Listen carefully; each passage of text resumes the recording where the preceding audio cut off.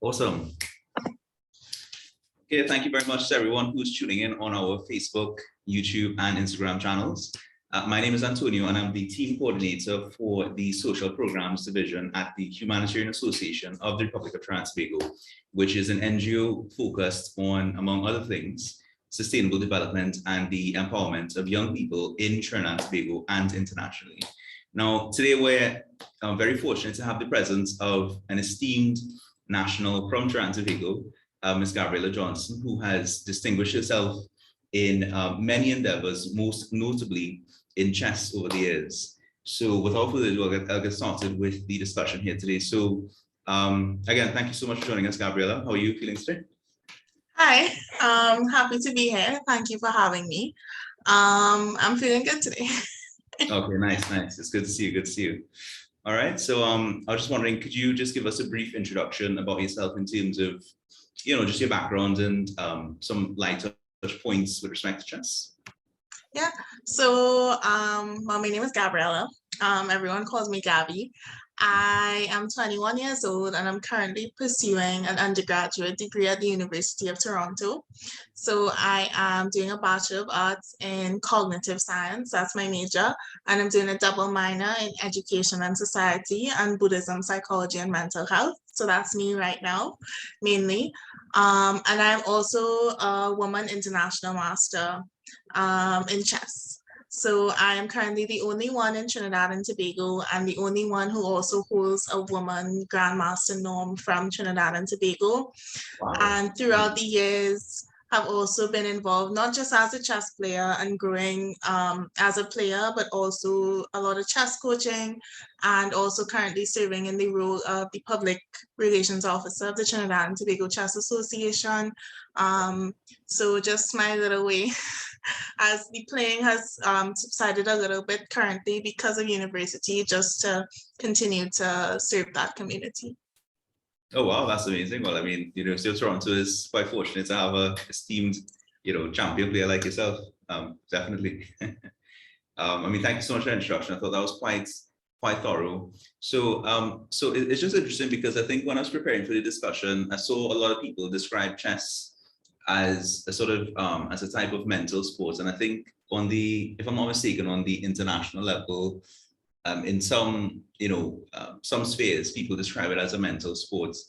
As somebody who is so experienced in chess, like, how do you feel about that particular description with respect to the game?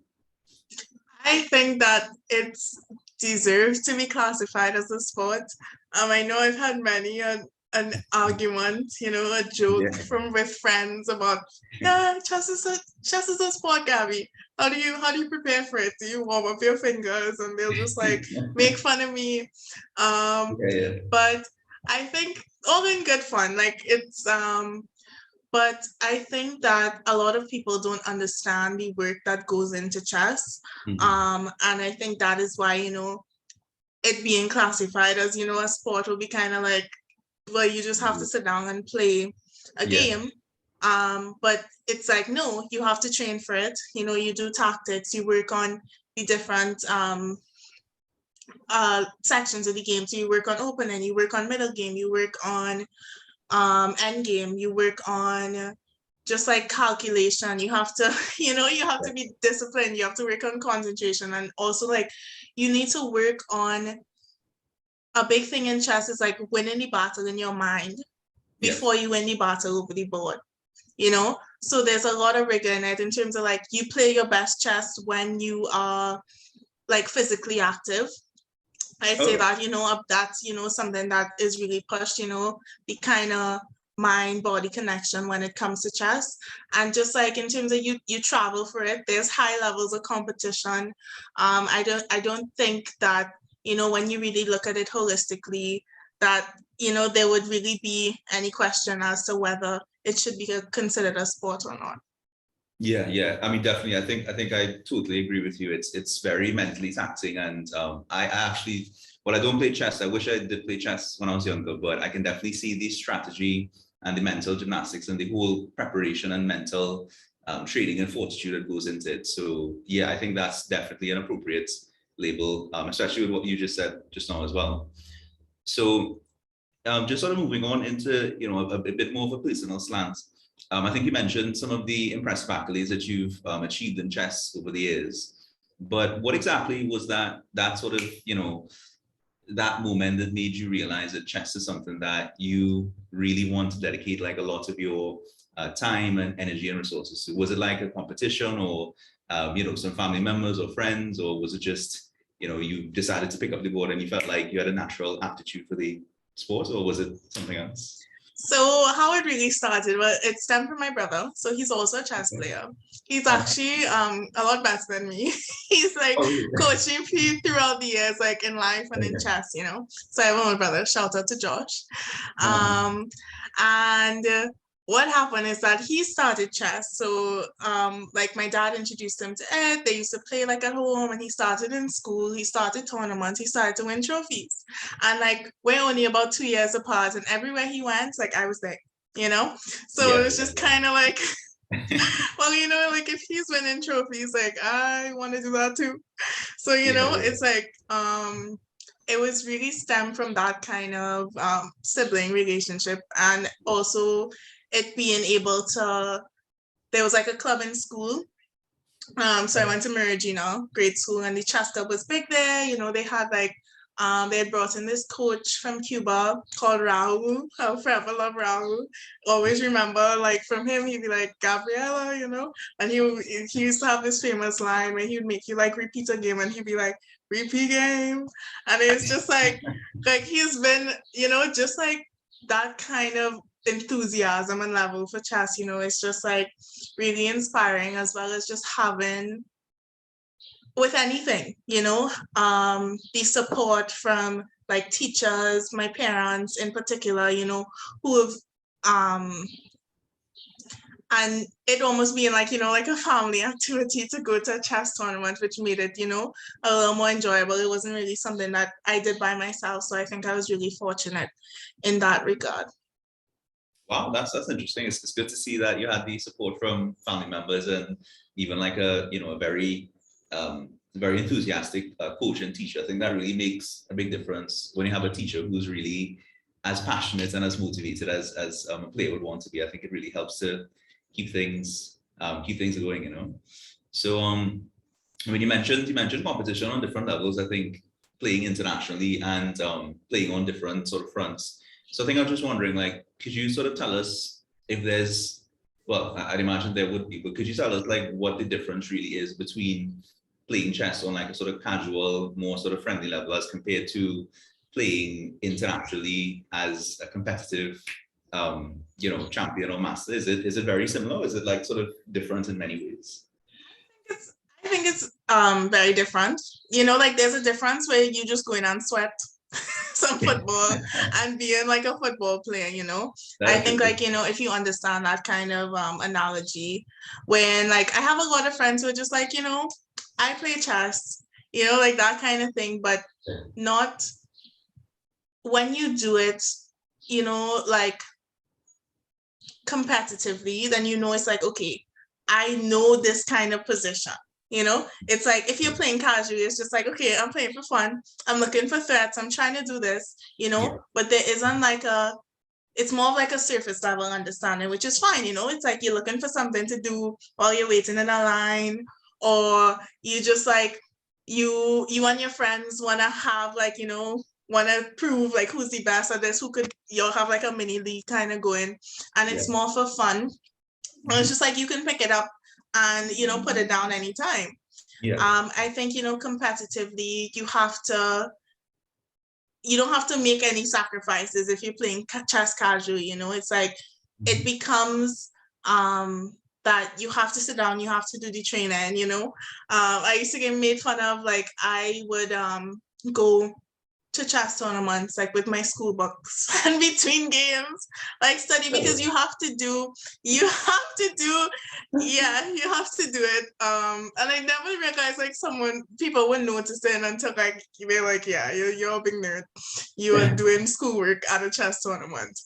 But like it's just another level in terms of like, you go abroad, you get exposed. I think that's something too that I've been really fortunate, and that my parents really enabled me to go and do was to see how it is on a regional level as well as an international level. Yeah. And just see, like, if I want to get to this high level, or I want to get, be able to compete at this stage, then it's just like, I can't just play casually. I can't just I have to study it. Yes. It's like when you play casually, it's like, you study in chess, you learn how the pieces move, you remember this didn't work last time, maybe you try something else another time, but it's not like as in depth, as structured, and also not just, as I said before, not just focusing on the chess, but like your mental and your like fitness. Wow. Yeah. No, I think that's a fantastic explanation. That's really helpful. Yeah, it's good to see that there's some clear differences between casual and competitive playing of chess. Definitely. So just on that point, I suppose it's more relevant to the competitive aspect. But I mean, sometimes I don't know if this is true, but like sometimes I just used to read some newspaper articles and just on Facebook and social media, people were talking about like champion chess players going against like robots or machines or computers or something, and it just made me think and wonder for a second, because like people always say like oh, there's always room for improvement in everything you do, but I was just wondering if like chess is one of those games where a player can actually reach to the pinnacle in the sport or in the competition, or is there like always like a way to get more strategic or a way to get like more tactical with like your plays, or is there ever like really a destination for chess, or is it more like a lifelong like infinite sort of journey where you just keep getting better and better every time? I would say it's a journey, just like anything else. Yeah. I mean, I think just chess is, I don't know, it's like, it excites me, oh gosh. But what it is in chess, again, as I was talking about the different aspects of the game that you have to train. I know personally, if I don't play chess for a while, for example, I get rusty. It's like it's not that you stay at the level that you're at just like because you reach there. It's like if I stop putting in any work, if I stop doing it, it shows and I feel it. It's like some things that are coming out, for example, even when I was learning different like checkmates and those kind of things, there was a way to do it that now it's being taught like in a more efficient way, or that I would teach in a different way now, that it's like, okay, now this is easier for kids to understand, or whoever I'm teaching to understand. So I think that it's always growing. It's always, even just like the engines, which is like the computers, which has to try and find the best move, they are improving, and in terms of just like studying, okay, what is my best opening, there's always something to learn, and there's always something, even not just to learn but to review, what in the different aspects of the game. And I think, just like any, if we're considering chess a sport, some people might disagree. But like, just like an athlete, there's no football player that just wakes up and goes and plays and doesn't continuously train, Serious? It's your David Beckham and fellas. It's not like top the line player. A little sad, but not maybe not like high level. Yeah. You have to Yeah. maintain, Yeah, totally. No, I totally get what you mean. I think no, I think that's an accurate way of putting it across. I mean, yeah, I mean, I think you also mentioned that you are a master in chess, right? Or is it a grandmaster, or woman international master? right, woman international master? I just wanted to make sure I got it correctly. So could you just sort of tell us like what the international ranking system is for like chess? Because I know like in different sports you have like sometimes there's an established like ranking system. So it'd sort of be interesting for the guests to get some understanding on what that ranking system in chess would be like. Yeah, sure. So what we have in chess is that we have the international governing body for chess. It's called FIDE. And they have a rating system. So that's one way that players are ranked, in terms of like, you would get a rating that can range, from like 1,000 to like 2,800, you know, and that will rank you in the way in the world, and you get those points to build based on your performance in tournaments. So if you win against like a high rated player, you get a certain amount of points. If you win against a low rated player, you get a certain amount. If you draw, so, and it adds and it goes once you play in a rated tournament. So that's one way that it's ranked. And then on top of that, you have titles, which is what I have. So it starts off, so there are 4 titles, both female and absolute. So it's split into female and absolute. So absolute, both males and females can get an absolute title, but only females can get a female title. So it starts off with candidate master. So or woman's candidate master, then it moves to FIDE master or woman's FIDE master. Then on top of that is woman international master or international master, which is where I'm at. And then the highest would be a grandmaster or a woman's grandmaster. Oh wow, okay, that's interesting. So I mean, you're very close to being at the pinnacle of the. I mean, wow, no, that's awesome. That's awesome. Wow. Okay.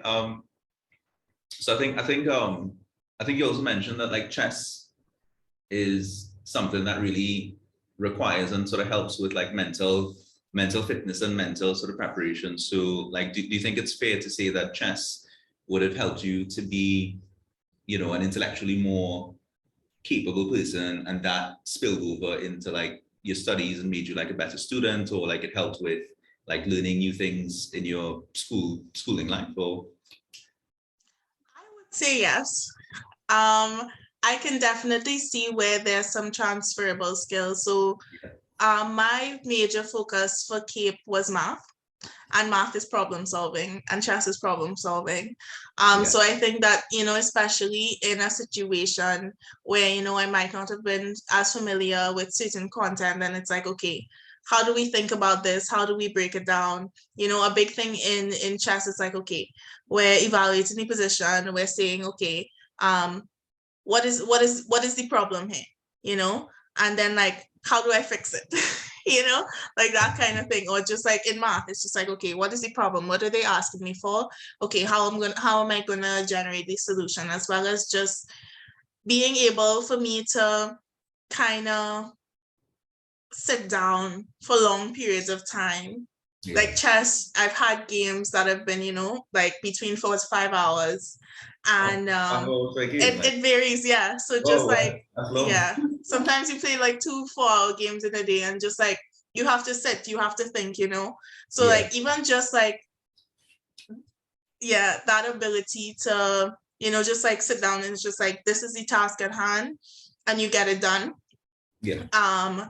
As well as just like that kind of the focus, and it's like, okay, if this is what I want to achieve in chess, this is what I need to do. And same for academics. It's like, okay, this is what I want to achieve in academics. I need to make certain, you know, like sacrifices to be able to do that, whether it be, you know, like I used to, sometimes I'd be like, oh no, like I'm missing birthday parties, I'm missing, you know, it's just be like, I'd be like, oh, I'm sorry, I can't come, I have chess. You always have chess. Or just like, but just being able for me to kind of like discipline myself academically to, I think that there was a lot that it contributed in, as well as just like my confidence level, because, you know, I had, I was pretty, you know, good at chess, that I think there's a lot that transfers. Yeah, definitely. Wow, I think you just hit the nail on the head there. Like I can definitely see how just that discipline in itself, and sitting down and focusing on something for hours, like without any distraction. I think that's just such a useful skill in like your academic studies, and I think just in life in general, especially when like we have so many distractions nowadays. Like it's so easy to get distracted, but I can definitely see how chess really gives that transferable sort of focus and discipline for other things. So yeah, definitely. I mean, more power to chess, man. Yeah, that's what I'm saying. So I think I was thinking about it on a policy level too. Like, I mean, I was just thinking about chess because I have a sort of view about education. I think education should be very holistic, in the sense that in Trinidad, I think I think historically, I don't know, maybe some people might disagree with me, but I just feel like historically in Trinidad, we've just been focused a lot on like academic subjects. And like one thing I do feel passionate about is, tailoring other intellectual or other types of pursuits into the education curriculum. So, I mean, I was just thinking about it before the interview, and I was just wondering, oh, wow, I mean, what if the Ministry of Education made chess like, a mandatory or even like a highly recommended part of like the secondary school curriculum for like, or even the primary school curriculum for students? Like, what would that do for strategic thinking among young people in Trinidad? Like, I mean, I just wonder if on a public policy level, like making chess so accessible and promoted to young people would like improve their quality of lives and their decision making in the long term when they become adults and stuff. I mean, I know it's a bit of a general, thought experiment in a sense, but like, do you think that's something which could possibly be good for a country like Trinidad and Tobago? Or Yes, absolutely. I think share the sentiment is interesting. I said I did an education and society minor because I actually taught for a little while. I was an assistant kindergarten teacher for a year. okay, And one of the, because I'm also pretty passionate about education and like how it should be done. And I've seen throughout the years, a lot of times it's just like regurgitation. yeah. And like through my tutoring, it's just like things that you should understand that you now have to reteach because you realize that the foundation is weak because we are just taught to just produce an answer rather than it's like, okay, what is the thought process behind it? And I think, Chester's really good at doing that, in terms of like, okay, what is the problem? Because every game is different, like you can't repeat. Although maybe the first few moves might be at some point you have to think, and it's just like that, even just that skill alone in terms of like, at some point you have to think, and you have to think for yourself. There's no one that's going to be able to tell you, and you have to assess, okay, what is being attacked? Is my king safe? Are all my pieces on good squares? What do I want my goal to be? Is my pawn structure ideal? How do I create weaknesses in my opponent's position? Like if you're playing a game, no one can tell you that. It's similarly, if you're in an exam, no one can tell you what to do. You need to be able to develop that kind of independence to think on your own, as well as just like,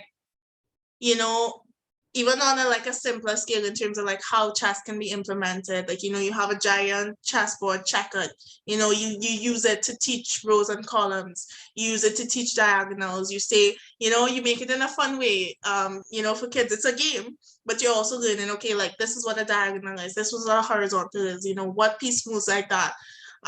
As well as encouraging, like sportsmanship and like, for example, one thing in chess, before and after every game, you have to shake your opponent's hand.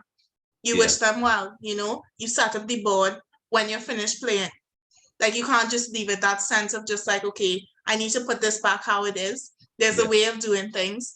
And I think there's, there's so much more benefit that it's just like maybe isn't coming to mind right now that I've seen, in myself, in others, that have grown, and even just like the sense of like community that you get from it, like, I'm going to chess tournament with my friends, and just being able to be in that kind of environment, I think is really,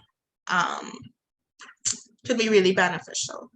Yeah, for sure, definitely. Wow, I mean, I think you just sold it. You sold it perfectly there. I mean, definitely chess has a lot of benefits, I can tell.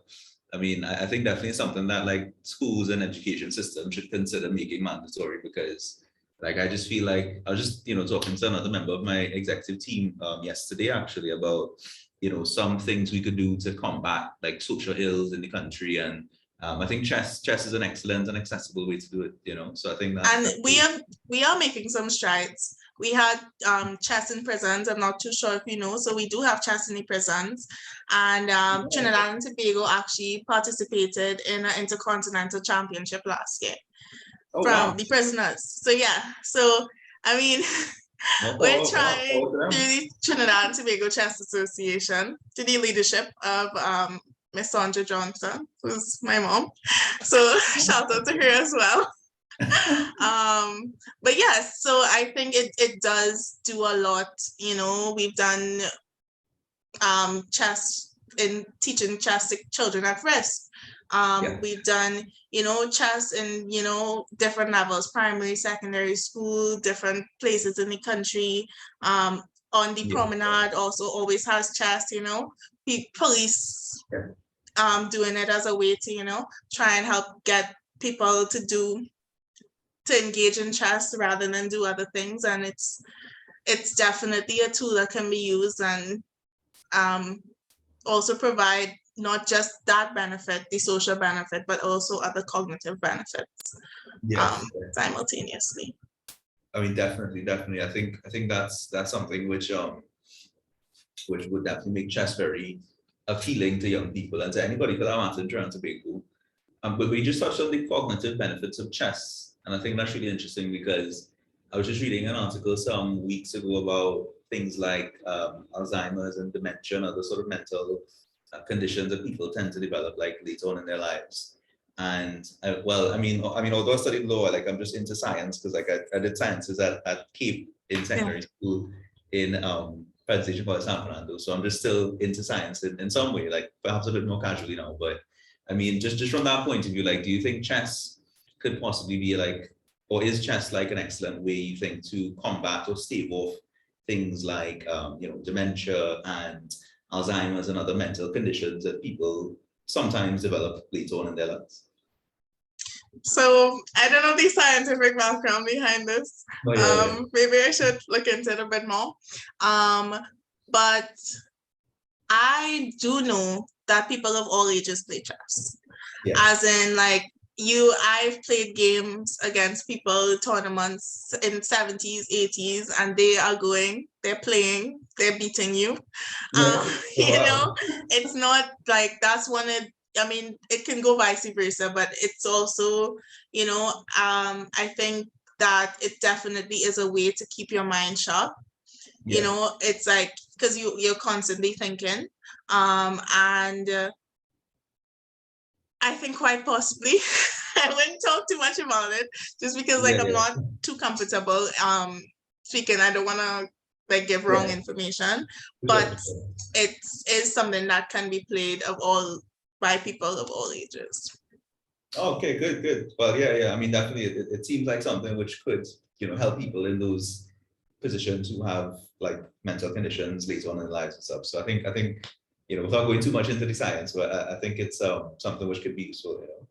So, I mean, I suppose as a final question, I mean, obviously, as young people, we tend to want to promote opportunities and passions and stuff among young people, and the NGO is very focused on trying to promote youth empowerment and the development of young people in Trinidad and Tobago and internationally. So, I mean, I was just thinking, like, is there any sort of, where would you say is like a good place for somebody with, no experience in chess, but who's really interested in getting into chess after this interview? Like, where would you suggest that they have a look if they want to find out like the first initial stages of learning the sport and getting into it in a casual and even competitive context?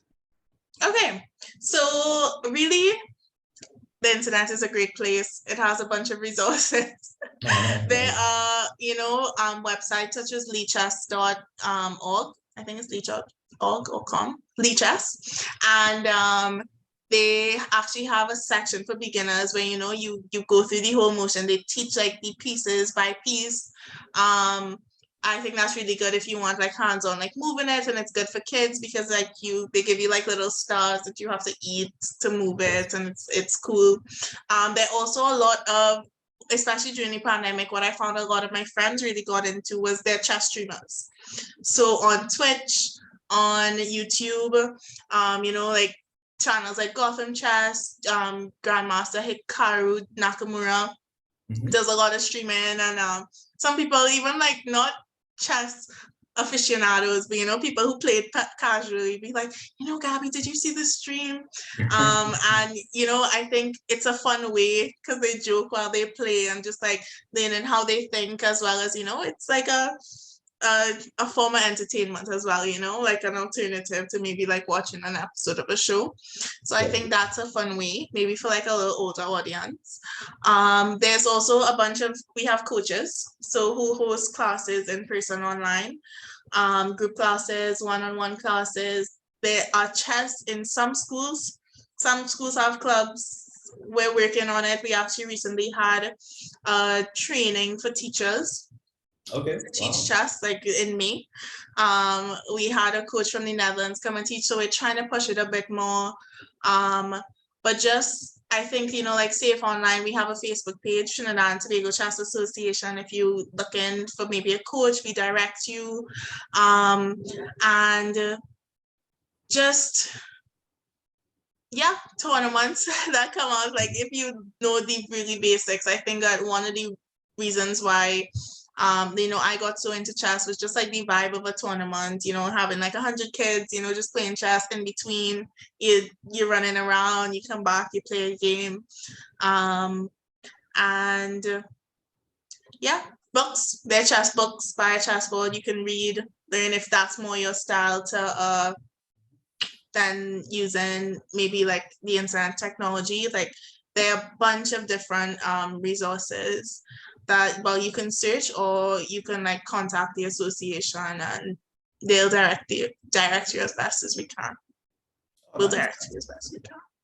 Oh, nice. That's awesome. I mean, it's so good to hear and know that chess is so accessible to people just on the internet, or just like getting a book, or even reaching out to the association to get some information. I think it's really good to know that it's so accessible. So I mean, I'm sure people who are viewing on will be quite pleased to hear that. So I think that basically brings us to the end of the session here today. But before we wrap up, like, did you have any sort of like closing remarks for any of the viewers or any of the young people who might be listening to the session here today? Any inspirational words or anything like that? Thank you for listening. I hope maybe you learned something today that you didn't know before about chess. And maybe you see it in a bit of a different light. I think that, I think there's, this stigma. It's just like, oh, you play chess, you must be smart. But that's not it. Like anyone can play.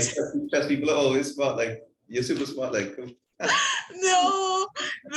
Anyone can play chess. I think that it's something that, just because of like what it is, it might be like, I can't do that, but I'm here to tell you that you can.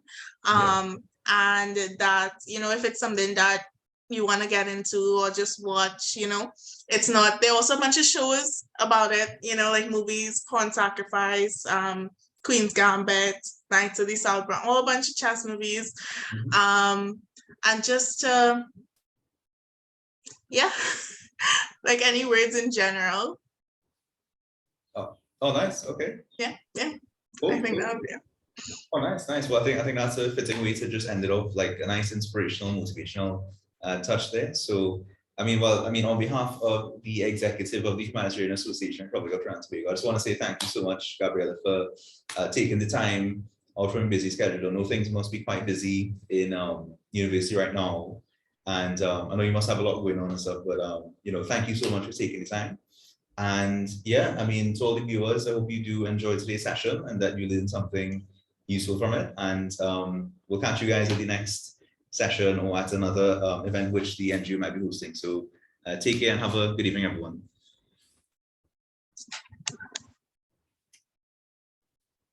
All right, one second.